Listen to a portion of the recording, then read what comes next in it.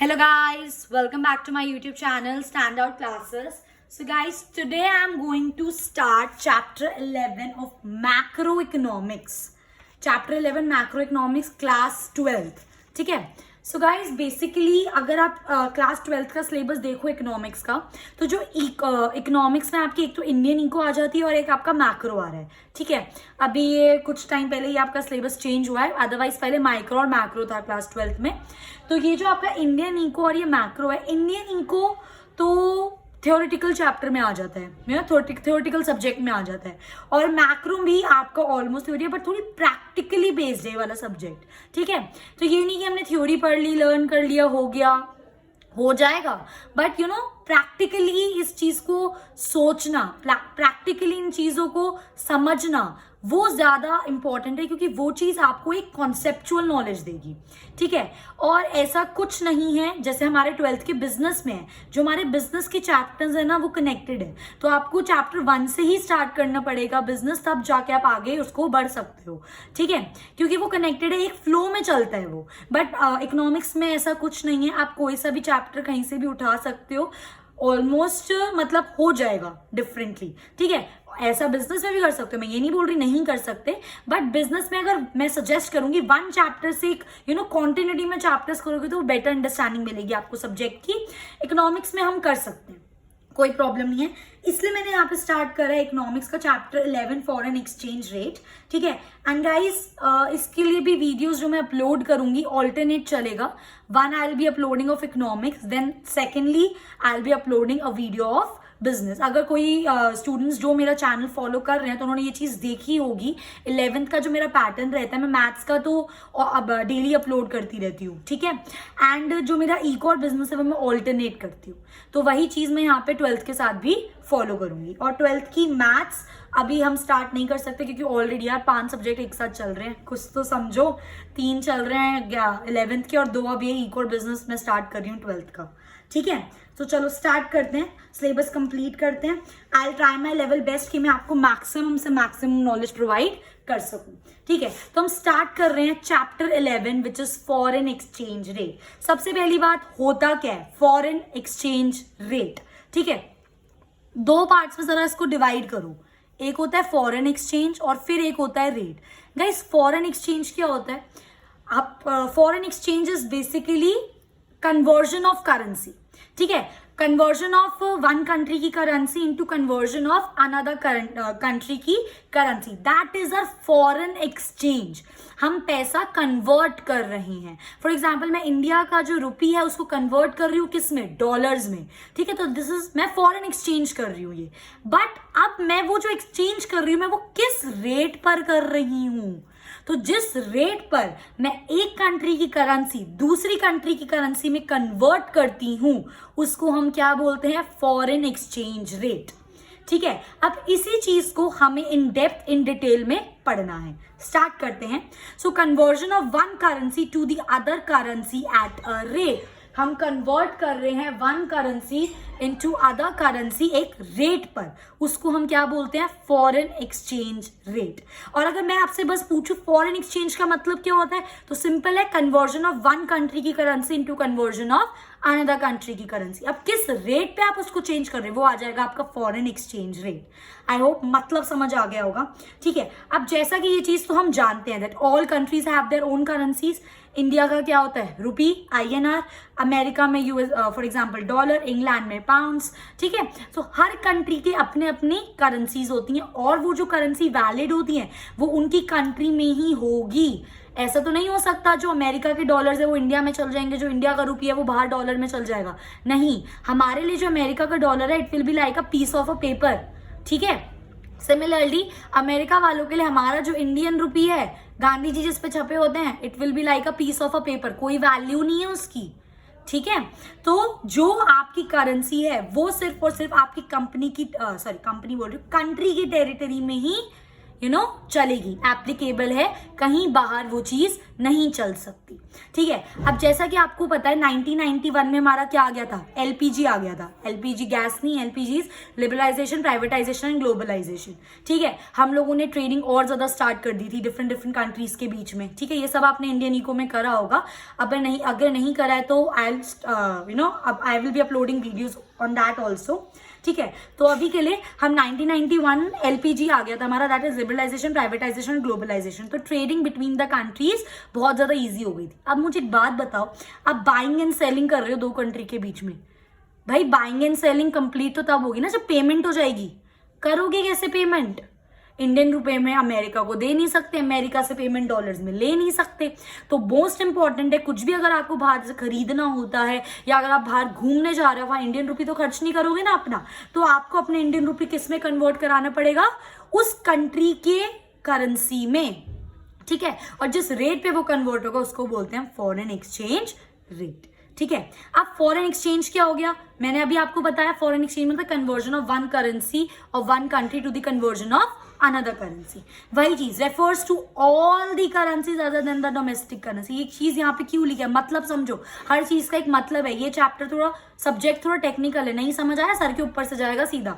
ठीक है, so foreign exchange का मतलब क्या होता है? Refers to all the currencies other than the domestic currency. मुझे बात बताओ, अपनी डोमेस्टिक करेंसी को अगर इंडिया में चलाना है तो उसको एक्सचेंज करोगे? क्यों करेंगे? इंडिया में रुपी चल रहा है तो इंडिया में हमें रुपी तो चाहिए, समझ रहे हो? अमेरिका में डॉलर करना है तो डॉलर को एक्सचेंज करोगे? क्या करोगे एक्सचेंज करके?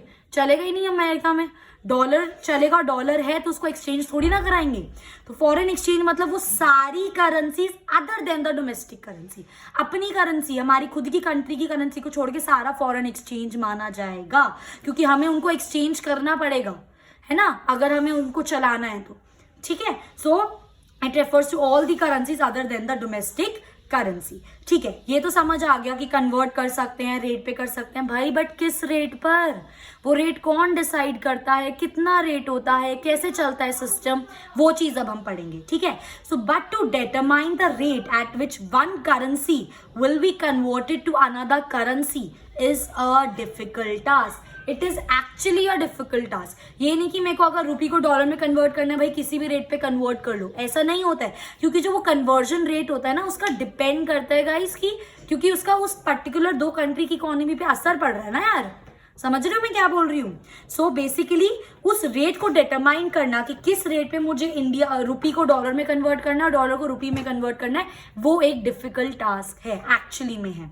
ठीक है, और जनरल प्रैक्टिस में अगर मैं आपको ये चीज बताऊं, आजकल के टाइम में जो रेट होता है ना, it is determined by forces of demand. It is determined by forces of demand and supply. अब ये forces of demand and supply क्या होता है, 12th के बच्चे इतना तो पता होगा, जिसको नहीं पता उसको बता देती हूँ।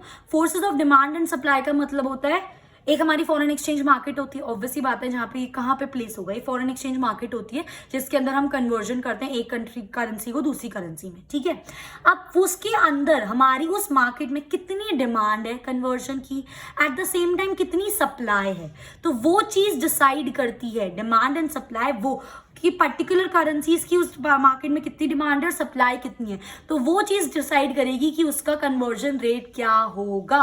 फॉर एग्जाम्पल, अगर आपकी डिमांड ज्यादा है और सप्लाई कम है तो यूजुअली कन्वर्जन रेट ज्यादा होता है। प्रैक्टिकली सोचो ना, कोई आप अगर मार्केट में जा रहे हो, मार्केट में किसी प्रोडक्ट की जो डिमांड है वो बहुत ज्यादा है, ठीक है, बट उसकी सप्लाई बहुत ज्यादा कम है, तो लोग उसको महंगा करके नहीं सेल करेंगे। वही चीज यहाँ लगती है। तो बेसिकली जो हमारा रेट होता है, it is determined by it is determined by the forces of demand and supply. ठीक है, सो ये हो गया हमारा रेट, पर ये आजकल के टाइम का, बट उससे पहले भी हम थोड़ा सिस्टम पढ़ेंगे, आगे पढ़ते हैं थोड़ा सा। ठीक है, तो हमने पढ़ लिया फॉरेन एक्सचेंज क्या होता है, अपनी करेंसी को छोड़ के सारी करेंसी को हम फॉरेन एक्सचेंज बोलेंगे। अब उसका रेट डिटरमाइन करना बहुत ज्यादा डिफिकल्ट टास्क है। तो फॉरेन एक्सचेंज रेट हुआ क्या, तो the rate at which one currency is converted to the another currency is known as foreign exchange rate. ठीक है, अब अगर मैं आपको एक इसका एग्जाम्पल दूं ना, मैंने यहाँ पर लिखा भी हुआ है, अगर हम लेके चलें एक एग्जाम्पल, ठीक है, कि $1 की जो वैल्यू है अभी, $1 में हमें कितना मिलेगा, ₹70 चल रहा है। ठीक है, तो एक मुझे खुद ये चीज सोचो, खुद सोचो, ये अगर मेरा $1 70 रुपए का है, मतलब $1 दूंगी तो 70 रुपए, ठीक है, अगर मुझे $1 खरीदना तो मुझे 70 रुपए देने पड़ेंगे। ठीक है, तो 1 रुपये में मुझे कितना डॉलर मिलेगा गाइस? यूनिटरी मेथड क्या लगा देंगे, 1/70 कर दोगे, है ना। ठीक है, इतना डॉलर, तो ये आपका कुछ पड़ जाएगा $0.0143। मतलब इस चीज का मतलब समझो कि 1 रुपये में मुझे कितना डॉलर मिल रहा है, $0.0143 मिल रहा है मुझे। तब जाके मैं अगर 70 रुपए दूंगी तब जाके मुझे $1 मिलेगा। तो ये चीज क्या है? ये चीज रेट ही तो है। ठीक है, ये चीज रेट ही तो है। सिंपली अगर आपसे कोई बोले कि फॉरेन एक्सचेंज रेट क्या है, अगर आप किसी मार्केट में फॉरेन एक्सचेंज मार्केट में जाके पूछोगे ना फॉरेन एक्सचेंज रेट क्या है, भाई बोलेंगे $1 70 रुपए का। तो ये एक्सचेंज रेट है, एक्सचेंज कर रही हूँ ना मैं रुपये को डॉलर में कन्वर्ट करा रही हूँ। मैं 70 रुपए दूंगी तब जाके वो मुझे $1 देगा। कोई आपको बोले 72 रुपीज है $1 का, तो ये भी क्या है, एक्सचेंज रेट है। ठीक है, समझ रहे हो। तो सिंपली फॉरेन एक्सचेंज रेट जिसपे एक करेंसी को दूसरी करेंसी में कन्वर्ट कर सकते हो। तो ये रहा आपका एग्जांपल कि अगर मैं 1 रुपया दूंगी तो मुझे कितना डॉलर मिलेगा गाइस, $0.0143। तो ये रेट है। ठीक है, और एक और चीज, ये तो हमारा जो रिलेशन मैंने आपको बताया, मैंने डॉलर और रुपी में बताया। कभी ऐसे नहीं होता कि ये जो मेरा रिलेशन है ये सेम मेरा रुपी का यूरो का होगा। ऐसा कुछ नहीं होता कि अगर मेरा यूरो 1 है तो वो भी 70 रुपए का होगा। नहीं, वो चीज डिपेंड करती है डिमांड सप्लाई पे, कंट्री टू कंट्री। ठीक है, ये नहीं कि जो इसका रेट है वो सारी करेंसीज के लिए मेरा रेट सेम होगा, ऐसा कुछ नहीं होता। ठीक है, मैंने यहाँ पे शॉर्ट फॉर्म यूज करी है FER, which is foreign exchange rate, also tells number of units of one currency to be exchanged for other currency unit। मतलब समझो, देखो इससे मतलब समझते हैं हम। $1 था और यहाँ पे ₹70 था। इसको 70 1 रुपए के कॉइन समझ लो। तो मेरे पास कितने कॉइन्स हो गए गाइस, 70 कॉइन्स हो गए। ठीक है, और यहाँ पर एक ही अभी $1 का 1 कॉइन समझ लो। तो मुझे यूनिट नहीं पता चला कि मुझे 70 यूनिट देने पड़ेंगे डॉलर के 1 यूनिट के लिए। अगर आप इसको नोट समझ लेते हो, 10 रुपए का 1 कॉइन, तो कितने हो गए आपके पास, 7 नोट्स हो गए। तो ये भी एक यूनिट हो गया ना मेरा। तो मुझे 7 नोट देने पड़ेंगे $1 के नोट के लिए। समझ रहे हो मेरी बात। तो यूनिट पता चल गया ना कि कितने यूनिट आपको, कितने नोट या कितने सिक्के देने पड़ेंगे डॉलर के कितने नोट या कितने सिक्के के लिए। तो ये चीज भी हमें किससे पता चलती है, फॉरेन एक्सचेंज रेट से पता चलती है। और कभी भी फॉरेन एक्सचेंज रेट स्टेबल नहीं रहता मार्केट में, it keeps on changing. Her 1 minute में तो आपका ये बदलता रहता है। ठीक है, तो foreign exchange rate is something which keeps on changing it, क्योंकि डिमांड और सप्लाई वेरी करती रहेगी ना। ऐसा तो नहीं हो सकता through out the life demand और सप्लाई मार्केट में सेम है, ऐसा नहीं होता है। ठीक है, सो जो basically foreign exchange rate it is determined by home, forces of demand and supply in the market. ये चीज मैंने अभी आपको बताई थी। ये रेट कौन डिसाइड करता है, डिमांड एंड सप्लाई जो प्रेजेंटली है वो मार्केट में। समझे मेरी बात। क्या पढ़ा अभी तक हमने, फॉरेन एक्सचेंज क्या होता है, कैसे कन्वर्ट करते हैं एक करेंसी को दूसरी करेंसी में। सिंपल, किस रेट पर उसको कन्वर्ट कर रहे हो आप, that is foreign exchange rate. हम लोगों को पता है कि जो हर करेंसी होती है, हर कंट्री की अपनी खुद की करेंसी होती है, और वो जो करेंसी है वो सिर्फ उस पर्टिकुलर कंट्री में वैलिड है। आप इंडिया रुपी डॉलर में यूज नहीं कर सकते। अब उस रेट को डिसाइड करना is a very difficult task. तो कौन डिसाइड करता है उस रेट को, it is decided by demand and supply in the market. और फॉरेन एक्सचेंज रेट तो एक तो हमें रेट देता है, सेकेंडली हमें नंबर ऑफ यूनिट्स भी बताता है कि मुझे कितने इंडिया के सिक्के या कितने नोट देने पड़ेंगे यूएस के कितने सिक्के या डॉलर लेने के लिए। आई होप ये कॉन्सेप्ट अब बिल्कुल आपको अच्छे से समझ आ गया होगा। अब आगे बढ़ते हैं हमारे नेक्स्ट कॉन्सेप्ट की तरफ, which is currency depreciation versus currency appreciation. ठीक है, अब देखो यूजुअली बच्चे क्या करते हैं, मतलब जब मैंने पढ़ाया था ये चीज, तो मैंने बच्चों से पूछा कि भाई ये करेंसी डेप्रिसिएशन होता क्या है। फट से बच्चों ने जवाब दे दिया। एक बच्चे ने मुझे बोला करेंसी डेप्रिसिएशन का मतलब होता है जब हमारी करेंसी की वैल्यू गिर गई। बिल्कुल सही बात है, तो मुझे इस वर्ड को ही पढ़ के पता चल रहा है कि करेंसी डेप्रिसिएशन का मतलब है जब मेरी कंट्री की डोमेस्टिक करेंसी की वैल्यू गिर गई। मैंने बोला अब इसका मतलब बताओ, इसको मुझे एक्सप्लेन करो कि हमारी करेंसी की वैल्यू गिर गई, इसका क्या मतलब होता है। तो वो चीज यूजुअली मैक्सिमम बच्चों को क्लियर नहीं होती, तो वो मैं अब आपको समझाने जा रही हूँ। प्लीज ध्यान से सुनना, एक बार पढ़ लेते हैं। When there is decrease in value of domestic currency. ठीक है, बिल्कुल करेंसी डेप्रिसिएशन का मतलब है जब मेरी वैल्यू करेंसी की डेप्रिशिएट हो गई, गिर गई, इन टर्म्स ऑफ किसके, फॉरेन करेंसी के टर्म्स है, उसको बोलते हैं करेंसी डेप्रिसिएशन। बट भाई होता क्या है, इसका मतलब क्या है, ये तो बुक ने लिखा, हमने पढ़ लिया, हमें पता चल गया डेफिनेशन। इसका मतलब क्या होता है, मतलब तो बताओ मुझे। अब सुनो क्या होता है इसका मतलब, ठीक है। आप देखो, करेंसी डिप्रिसिएशन, ठीक है। अब गाइस ये जो आपकी करेंसी डिप्रिसिएशन है ना, अभी तक हमने थियोरेटिकल में क्या पढ़ा, जब हमारी वैल्यू गिर गई। अब इसको थोड़ा सा प्रैक्टिकली समझो कि होता क्या है, ठीक है। अब देखो, पहले मेरा $1 कितने का था, 70 रुपए का था, ठीक है। अब मेरा $1 कितने का हो गया, 74 का हो गया। तो मेरी करेंसी की वैल्यू अप्रिशिएट हो रही है, डिप्रिशिएट हो रही है। नॉर्मल बच्चा पता है क्या बोलेगा कि 70 से 74 हो गई, हमारी करेंसी की वैल्यू अप्रिशिएट हो रही है। बट ये गलत है, हमारी यहाँ पे करेंसी की वैल्यू अप्रिशिएट नहीं हो रही, ये गलत है। हमारी यहाँ पे करेंसी की वैल्यू डिप्रिशिएट हो रही है। अब उस बच्चे ने मुझसे पूछा, यहाँ पे डिप्रिशिएट हो रही है। अब उस बच्चे ने मुझसे पूछा कैसे हो रही है मैम, ये बताओ मुझे। अब सुनो मेरी बात, अब बताती हूँ कैसे हो, ध्यान से सुनना, बहुत अच्छा कॉन्सेप्ट है, ठीक है। $1 70 रुपए का था, $1 74 का हो गया, ठीक है। हम थोड़ा इजी ले लेते हैं ताकि मेरे को कैलकुलेशन में थोड़ा आसान पड़े। तो मेरा $1 कितने का था गाइस, 70 रुपए का। अब मैं वही $1 90 रुपए का ले रही हूँ, कोई बात नहीं, हम पढ़ने के लिए समझ रहे हैं, ठीक है। ये तो बुक का एग्जाम्पल था, मैंने ये ले लिया, मैंने बट यही तो करा ना, 70 से 74 और 70 से बढ़ा ही दिया उसको 90। यहाँ पे मेरी वैल्यू अप्रिशिएट नहीं डिप्रिशिएट हुई, कैसे वो समझ रहे हैं अब हम, ठीक है। अब एक चीज बताओ मुझे, ठीक है, एक चीज ध्यान से सुनना। कोई चीज है मेरी, फॉर एग्जाम्पल समझ लो 140 रुपए, देखो इसके हिसाब से 140 रुपए में कितने डॉलर देने पड़ेंगे गाइस, $2। 140 में कितने डॉलर देने पड़ेंगे, $2, है ना। अब यहाँ पे जो $1 है वो मेरा कितने का हो गया, 90 रुपए का हो गया। इसका मतलब क्या है, पहले तो मैं $1 के लिए अपनी जेब से कितने रुपए दे रही थी, 70 रुपए दे रही थी। अब उसी $1 के लिए मैं अपनी जेब से कितने दे रही हूँ, 90 रुपए दे रही हूँ। तो अगर पहले मुझे $2 140 के पड़ रहे थे, तो अब मुझे $2 कितने के पड़ेंगे, 180 रुपए के। समझे, पहले $2 कितने के थे, 140 रुपए के, अब कितने के हैं, 180 रुपए के। एक एग्जाम्पल लेते हैं अब हम इसका। मैंने ना बाहर से 2 शर्ट खरीदी, एक शर्ट मेरी 70 और दोनों 70 रुपए की शर्ट खरीदी मैंने। तो पहले मैंने उसको कितने रुपए दिए होंगे गाइस, $2 रुपए दिए होंगे, $2 दिए होंगे मैंने उसे। 70 2 शर्ट खरीदी, $2। अब मैंने वही शर्ट खरीदी, ठीक है। अब मैंने वही शर्ट खरीदी, वो शर्ट $2 की थी ना, तो मैंने 70 रुपए उसे $2 दे दिए। अब वही 2 शर्ट मेरी $2 की पड़ रही हैं, पर मुझे उसको कितने रुपए देने पड़ रहे हैं, अब 90 हो गया तो 180 रुपए। समझ रहे हो मैं क्या बोल रही हूँ, 180 रुपए। पहले $2 की जो मैंने शर्ट ली उसके लिए मैंने सिर्फ उसको 140 रुपए दिए। अब मैंने वही $2 की शर्ट के लिए उसको कितने रुपए दिए, 180 रुपए। तो हमारी कंट्री के लिए वो चीज क्या हो गई, महंगी हो गई। तो इसका मतलब वही चीज पहले जो मुझे 140 में मिल रही थी, अब मुझे वो चीज कितने की मिल रही है, 180 रुपए की मिल रही है। इसका मतलब जो मेरी करेंसी की वैल्यू है वो गिर गई ना। पहले 140 में मुझे वही चीज मिल रही थी, वैल्यू अच्छी थी। अब वही चीज मुझे 180 रुपए में मिल रही है और महंगी, मतलब मेरी जो वैल्यू है वो कम हो गई, डेप्रिशिएट हो गई।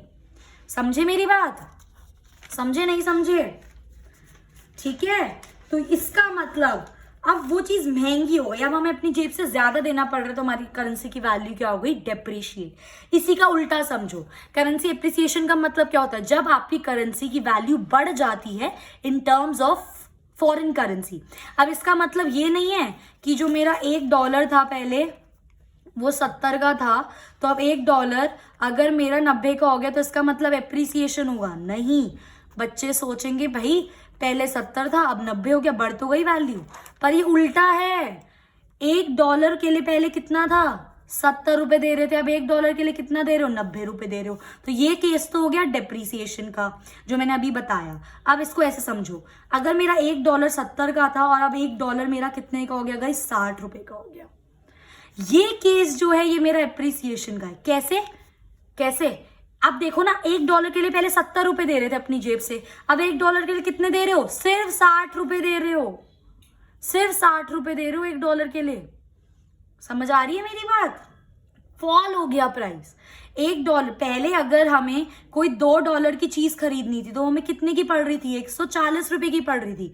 अब अगर मुझे कोई $2 की चीज खरीदनी है गाइस तो मेरे को कितनी पड़ेगी, 120 की। पैसे बच गए ना, 20 रुपए सेविंग नहीं हो गई, 20 रुपए की सेविंग्स हो गई। इसका मतलब हमारी कंट्री की वैल्यू बढ़ गई। अब मैं उन्हीं पैसों में ज्यादा अमाउंट ले पा रही हूँ। पहले मैं वही चीज $2 का ले रही थी, अब मैं वही चीज 120 का ले रही थी। जो मेरे 20 रुपए बच गए, डॉलर में कन्वर्ट करना है, जो मेरे यहाँ 20 का प्रॉफिट हो, मैं इसका और भी कुछ ले सकती हूँ। पहले $2 में सिर्फ एक शर्ट आ रही थी, अब $2 में शर्ट भी आ रही है प्लस 20 रुपए भी बच रहे हैं। समझ रहे हो क्या बोलने की कोशिश कर रही हूँ? तो हमारा क्या हो गया, वैल्यू बढ़ गई।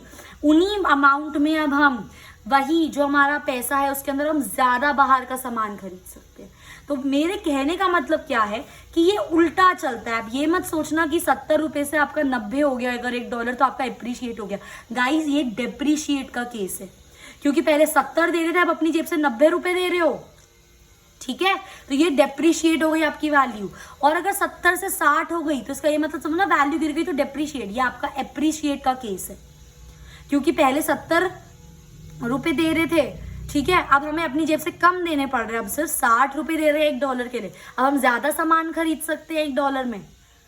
समझे मेरी बात? ठीक है, तो ये होता है केस करेंसी डेप्रिसिएशन एप्रिसिएशन का। इसको बोलते हैं हम पूरा कॉन्सेप्ट। ठीक है, मैंने यहाँ पे यही चीज लिखी है, when there is increase in value of domestic currency, increase हो गई in relation to foreign currency, उसको क्या बोलते हैं, करेंसी डेप्रिसिएशन। इंक्रीज का मतलब क्या हो गया, फॉल होगी वैल्यू। अगर $1 70 का था तो फॉर एग्जाम्पल अब $1 हमारा कितने का हो जाएगा, 60 रुपीज का।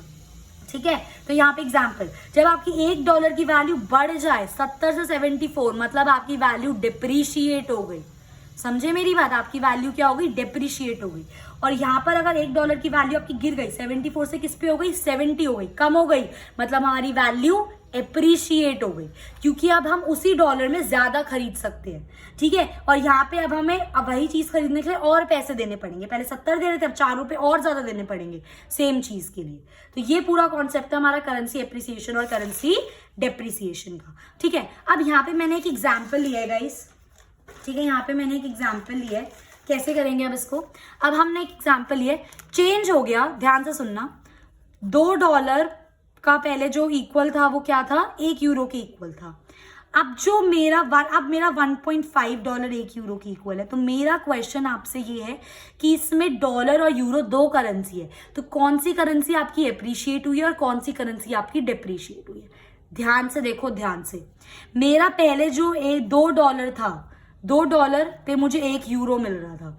अब मुझे वही €1 कितने में मिल गया, $1.5 पे। पहले मुझे €1 के कितने, ₹2 देने पड़ रहे थे, अब मुझे उसी €1 के कितने देने पड़ रहे हैं गाइस, $1.5। मेरे जेब से कम पैसा जा रहा है, कम पैसा जा रहा है, 2 से 1.5 हो गया। तो इसका मतलब डॉलर क्या हुआ है, एप्रिशिएट, है ना।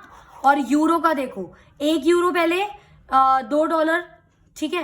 अब पहले €1 में मैं $2 का सामान ले सकती थी, अब €1 में मैं सिर्फ $1.5 का सामान ले सकती हूँ। कम हो गई ना चीज। क्या हो गई इसका मतलब, जो मेरा यूरो है वो क्या हो गया, डेप्रिशिएट। ठीक है, तो ये था मेरा मेन मोटिव आपको इस चीज में समझाने का।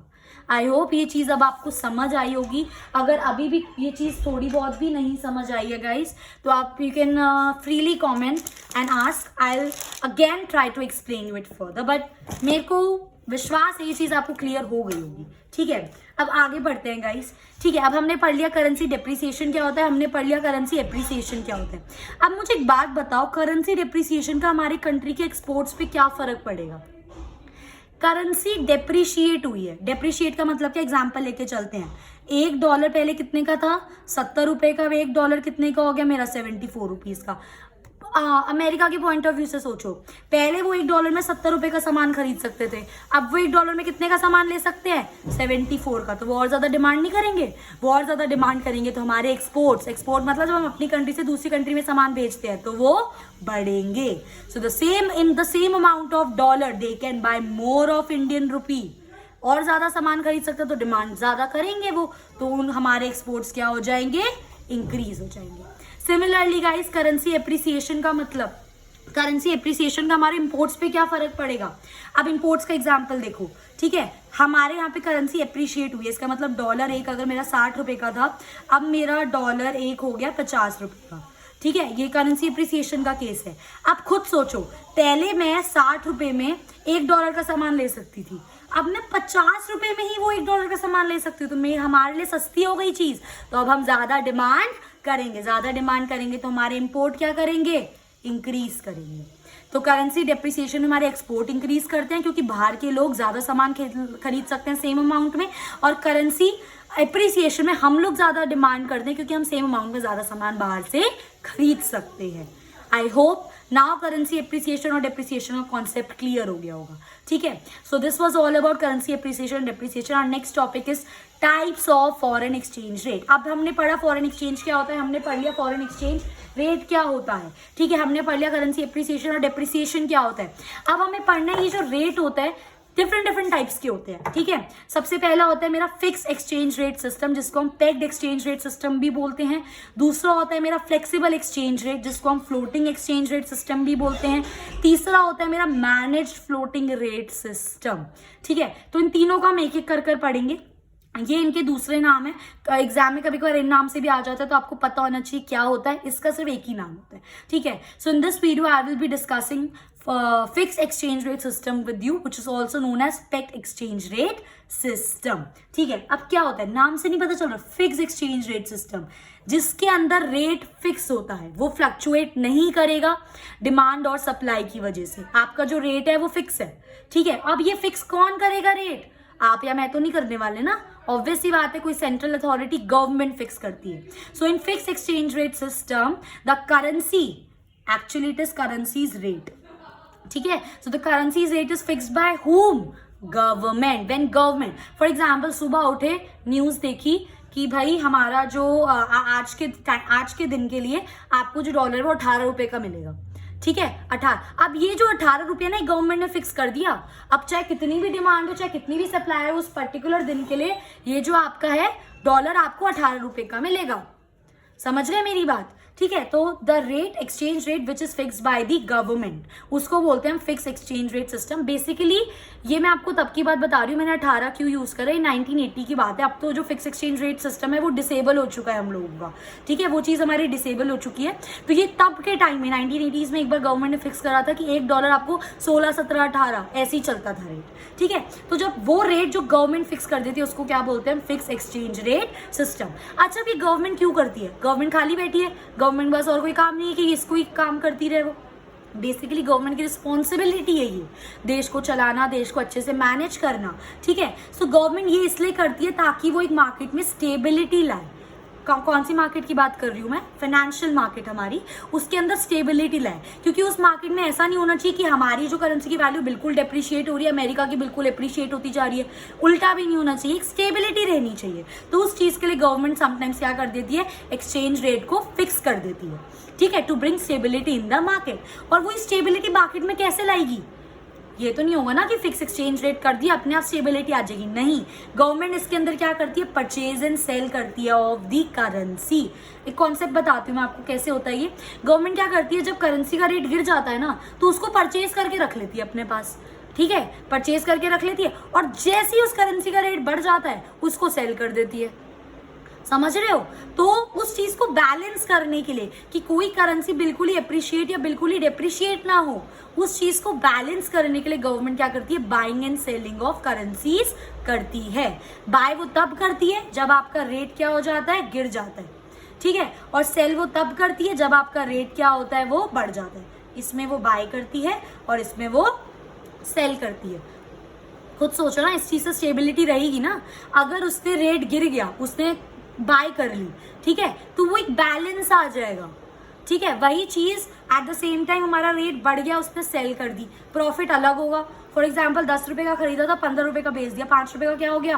प्रॉफिट नहीं हो गया, ठीक है। तो बाय एंड सेलिंग करके वो मार्केट में स्टेबिलिटी रखने की कोशिश करती है, ठीक है। इसी फिक्स एक्सचेंज रेट के सिस्टम के अंदर हमारी दो चीजें होती है हमारी पेगिंग और एक होती है हमारी parity value.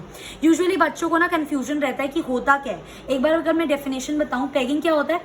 It is a value of currency which is tied up with the other currency. मतलब एक करेंसी की वैल्यू जब मैंने टाई कर दी with the other currency. Tie का मतलब क्या होता है गाइस? बेसिकली पेगिंग का मतलब ही होता है, इसका मतलब है पेग्ड एक्सचेंज सिस्टम। पेगिंग का मतलब ही होता है कि मैंने एक्सचेंज रेट जो है अपना फिक्स कर दिया वो, ठीक है, गवर्नमेंट ने जो एक्सचेंज रेट है उसको फिक्स कर दिया। तो जब हम फिक्स करते हैं कोई करेंसी की वैल्यू, ऑब्वियस सी बात है अगर मेरे को इंडियन रुपी की करेंसी की वैल्यू फिक्स करनी है तो मैं उसको किसके टर्म्स में करूंगी? दूसरी करेंसी की वैल्यू में मैं फिक्स उसको करूंगी। तो basically that is pegging, when value of currency is tied up with the other currency, मतलब फिक्स कर देते हैं हम rate at a particular level, ठीक है। नेक्स्ट होता है इसी में आपका होता है पैरिटी वैल्यू। इस पैरिटी वैल्यू क्या होता है हमारा? It is that value of currency जिसमें हम फिक्स करते हैं या तो किसी करेंसी के रिलेशन में या तो गोल्ड के रिलेशन में, सिल्वर के रिलेशन में, इन सब चीज़ों के रिलेशन में भी आप अपनी करेंसी की वैल्यू फिक्स कर सकते हो। ये जो चीज़ होती थी ना गोल्ड के रिलेशन वगैरह में, ये पुराने टाइम में होती थी, अब ये चीज़ डिसकॉन्टिन्यू हो चुकी है। इंडिया ने ये जो फिक्सिंग वाला सिस्टम था ना गोल्ड के रिलेशन में 1970 में डिसकॉन्टिन्यू कर दिया था, ठीक है। तो ये चीज़ डिसकॉन्टिन्यू हो चुकी है। बट पैरिटी वैल्यू मतलब हमारी करेंसी की पैरिटी वैल्यू क्या होगी, हम वो डिटरमाइन कर सकते हैं अपने गोल्ड के रिलेशन में, किसी करेंसी के रिलेशन में, सिल्वर के रिलेशन में, समझ रहे हो। इसमें हमने क्या करा? फिक्स कर दी वैल्यू, फिक्स कर दी अपनी करेंसी की value in relation to other currency. इसके अंदर हम अपनी वैल्यू क्या कर रहे हैं? डिटरमाइन कर रहे हैं। हम गोल्ड के रिलेशन में भी डिटरमाइन कर सकते हैं, सिल्वर के रिलेशन में भी डिटरमाइन कर सकते हैं, किसी करेंसी के रिलेशन में भी डिटरमाइन कर सकते हैं। That will be the parity value of the currency. I hope guys ये चीज आपको समझ आई होगी। In the next video I will be continuing with the next exchange rate, type of next exchange rate. If you like my video, please do like, share and subscribe, and thank you for watching.